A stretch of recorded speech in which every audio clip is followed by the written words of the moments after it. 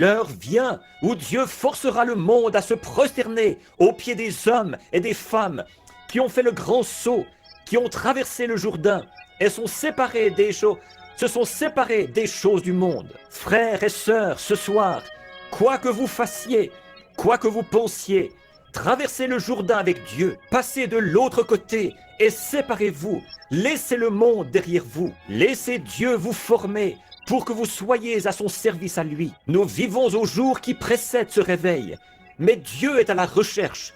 Il cherche à trouver des cœurs. Regardez, il a trouvé un homme qui s'appelait Paul. Oh, un pharisien prétentieux. Mais il a été obligé de le tabasser un peu, comme on dit, avant qu'il puisse devenir un disciple. Regardez ce qu'il a fait tout au long des âges aux hommes. Il a été obligé de les prendre et d'extraire d'eux tout ce qu'ils avaient comme théologie. Et Paul, dès qu'il a vu la vision, il n'est pas monté à Jérusalem, voir Gamaliel, le grand docteur, le plus grand en Israël, celui qu'il avait instruit. Il n'est jamais retourné vers lui pour le consulter. Allons, ce n'est que 14 ans plus tard qu'il est retourné à Jérusalem. Mais il est descendu en Égypte à une réunion de prière. Là, Dieu lui a permis d'écrire un grand nombre des livres du Nouveau Testament. Voyez, Dieu cherche des hommes. Il y avait quelqu'un qu'il voulait utiliser pour écrire ce testament. Alors, il a simplement choisi Paul.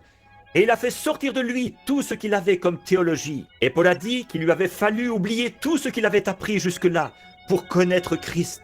Dieu, aujourd'hui, il essaye de nous vider de tout ce qui est du monde, de nous amener à nous vider complètement et à être des hommes et des femmes sans peur, qui aiment Dieu et qui vont rester avec Dieu, qui vont franchir la ligne de séparation, le Jourdain, afin qu'il puisse nous utiliser pour sa gloire. C'est maintenant l'heure où je veux que vous réfléchissiez sérieusement. Si vous n'avez jamais traversé ce lieu-là, si vous n'avez jamais franchi cette ligne-là, que vous dites encore, eh bien, ma mère faisait partie de telle église, c'est bien, ça ne prend pas votre place à vous, voyez. Dieu appelle des hommes et des femmes aujourd'hui à se placer au front de bataille.